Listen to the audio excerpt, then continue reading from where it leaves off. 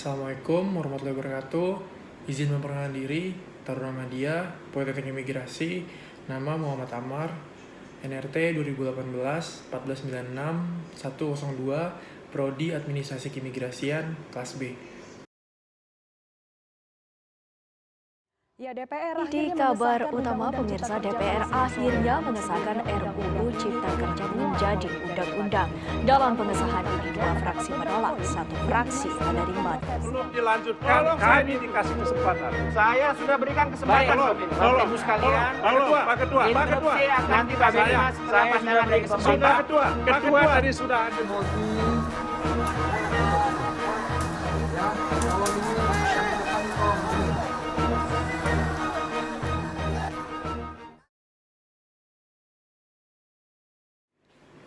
Hai rekan-rekan, masih ingat dengan kasus yang cukup booming dan menuai banyak pro kontra dari kebijakan publik yang dibuat pemerintah seputar Undang-Undang Cipta Kerja atau Omnibus Law Cipta Kerja yang nyatanya menyita banyak perhatian publik di tahun 2020 lalu. Mau tahu kelanjutannya gimana?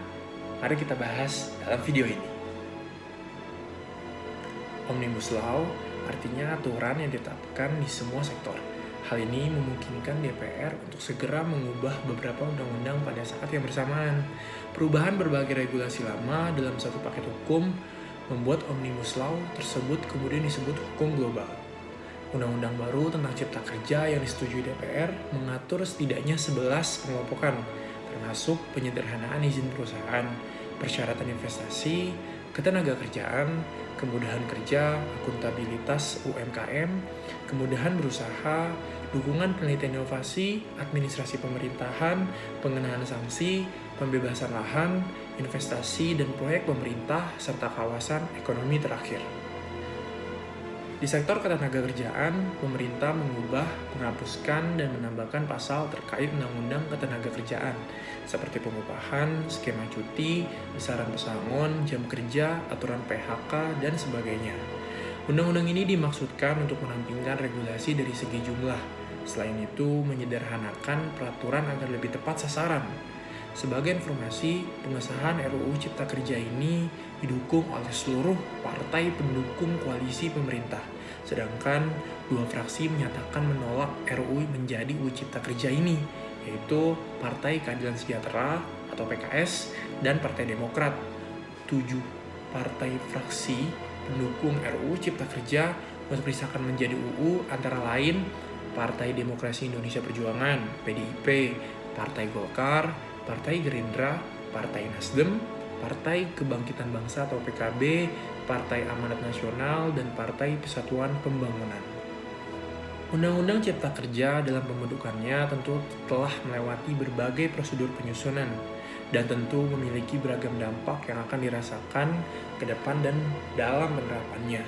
Dalam hal ini, RUU Cipta Kerja diyakini mampu mendorong reformasi, regulasi, dan debirokratisasi, sehingga pelayanan pemerintahan akan lebih efisien, mudah, dan pasti, dengan adanya penerapan norma, standar, prosedur, dan kriteria, dan penggunaan sistem elektronik. Untuk penerapannya sebagai berikut. Yang pertama, UMKM dan koperasi. RUU Cipta Kerja ini diklaim memberikan kemudahan dan kepastian dalam proses perizinan melalui OSS atau Online Single Submission, pendaftaran hak kekayaan intelektual, dan kemudahan dalam mendirikan perseroan terbuka, perseorangan atau PT.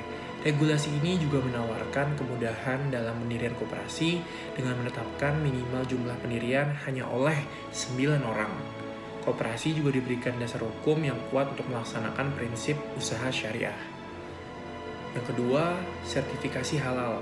Untuk sertifikasi halal, regulasi ini menjamin percepatan dan kepastian dalam proses sertifikasi halal.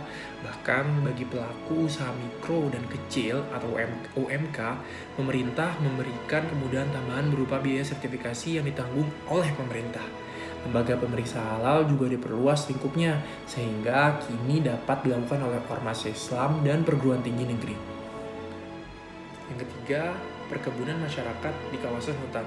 Terkait keberadaan perkebunan masyarakat yang terlanjur masuk kawasan hutan, masyarakat akan dapat memiliki kepastian pemanfaatan atas keterlanjutan lahan dalam kawasan hutan. Nantinya, lahan masyarakat yang berada di kawasan konservasi, masyarakat tetap dapat memanfaatkan hasil perkebunan dengan pengawasan dari pemerintah. Yang keempat, pesangon dan jaminan kehilangan pekerjaan. RUU Cipta Kerja ini menjamin adanya kepastian dalam pemberian pesangon.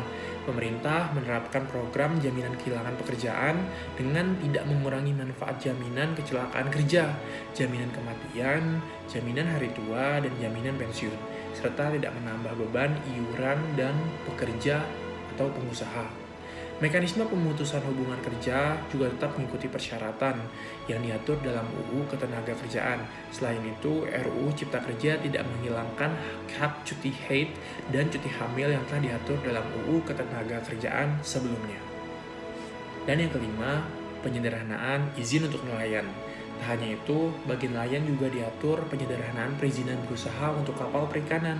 Kini perizinan hanya cukup satu pintu melalui Kementerian Kelautan dan Perikanan. Kementerian Perhubungan tetap memberikan dukungan melalui standar keselamatan. Namun, tentu dalam suatu regulasi tidak mungkin hanya terdapat suatu kelebihan, tapi di samping itu pasti akan terdapat kekurangannya yang terjadi dari dampak regulasi dalam pengaplikasiannya. Seperti yang kita tahu bahwa banyaknya penolakan terhadap pengesahan RUU Cipta Kerja oleh kalangan buruh dikarenakan terdapat beberapa pasal yang disinyalir dapat berdampak negatif bagi keberlangsungan hidup buruh di Indonesia, di mana dampak negatif tersebut diantaranya adalah: yang pertama, ketentuan upah minimum. Dalam pasal 88 yang terkandung dalam UU Cipta Kerja menjelaskan bahwa yang dimaksud upah minimum adalah upah minimum provinsi, yang mana gubernur menetapkan upah minimum yang notabene akan menjadi acuan besaran nilai upah. Yang kedua, pemangkasan pesangon. Atas dasar pelaksanaan yang kurang implementatif, besaran pesangon pada aturan sebelumnya yaitu Undang-Undang Ketenagakerjaan Nomor 13 Tahun 2003 dilakukan pemangkasan, sehingga nilai pesangon yang diwajibkan kepada pengusaha yang melakukan pemutusan hubungan kerja akan berkurang dari nilai biasanya. Yang ketiga, penghapusan cuti khususnya bagi pekerja.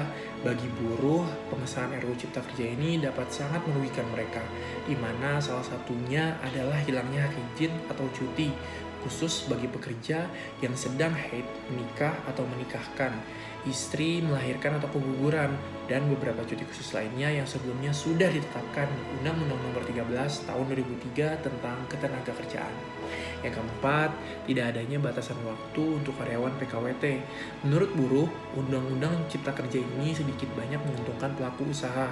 Hal tersebut dikarenakan adanya penghapusan ketentuan yang ada pada pasal 59 Undang-Undang Nomor 13 Tahun 2003 tentang perjanjian kerja waktu tertentu atau yang biasa disebut PKWT. Penghapusan pasal ini dikhawatirkan menjadi ruang bebas bagi pelaku usaha untuk mengontrak karyawan tanpa ada batasan waktu sebagaimana yang telah diatur sebelumnya, yaitu PKWT hanya bisa dilakukan paling lama 2 tahun dan masa perpanjangan 1 tahun. Walau demikian, tetap saja dengan adanya pengesahan UU Cipta Kerja ini diharapkan dapat mengundang para investor untuk menanamkan modalnya dan berinvestasi di Indonesia, terutama dalam sektor digital, karena dengan kemudahan perizinan yang pemerintah berikan dengan memangkas berbagai alur birokrasi yang selama ini dirasa menyulitkan para investor. Selain pada investor, diharapkan pula dengan adanya Undang-Undang Cipta Kerja ini dapat membantu para UMKM agar mampu lebih berkembang dengan mendirikan PT perseorangan dengan tanpa modal minimum seperti yang selama ini tercantum. Dan dengan mudahnya terbentuk PT, maka UMKM dapat memiliki akses untuk pinjam modal usaha dari bank sehingga dapat mengembangkan usahanya lebih mudah. Selain itu, dengan badan hukum yang melindunginya, maka UMKM lebih mudah dalam mengekspor barang produksinya ke mancanegara. Namun ternyata dengan penerapan Undang-Undang Cipta Kerja dapat menimbulkan ancaman bagi pekerja apabila Undang-Undang Cipta Kerja ini disahkan, yaitu sebagai berikut. Yang pertama, pemotongan waktu istirahat. Mengenai waktu istirahat, RUU Cipta Kerja menghapus libur mingguan selama 2 hari untuk 5 hari kerja. Pada pasal 79 ayat 2 poin B RUU itu disebutkan bahwa istirahat mingguan adalah 1 hari untuk 6 hari kerja dalam 1 minggu. RUU ini juga menghapus pula cuti panjang 2 bulan per 6 tahun. Kedua, pengupahan. Dalam RUU Cipta Kerja terdapat 2 poin yang nantinya akan berimbas langsung terhadap sistem pengupahan pekerja perkantoran. Misalnya pasal 88B RUU Cipta Kerja yang mengatur tentang standar pengupahan berdasarkan waktu. Berdasarkan pasal tersebut, pengupahan diterapkan berdasarkan satuan waktu dan satuan hasil. Yang ketiga, rentan PHK. RUU Cipta Kerja mengubah pula ketentuan jangka waktu untuk perjanjian kerja waktu tertentu atau PKWT atau pekerja kontrak melalui pasal 56 ayat 3. RUU Cipta Kerja mengatur bahwa jangka waktu atau selesainya suatu pekerjaan tertentu ditentukan berdasarkan kesepakatan para pihak. Yang keempat, kontrak seumur hidup.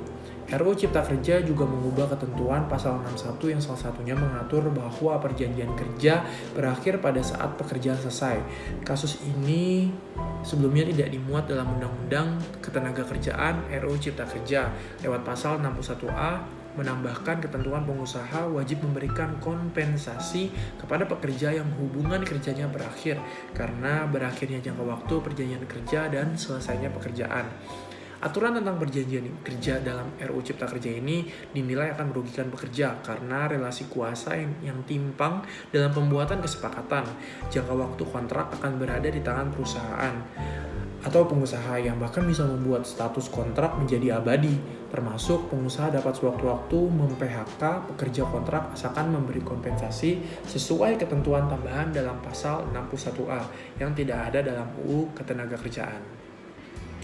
Tentu, dalam setiap kebijakan yang menghasilkan suatu regulasi pastinya memberikan respon pro dan kontra yang tidak bisa dihindarkan, dan ini merupakan suatu hal yang wajar tergantung bagaimana kita menyikapinya.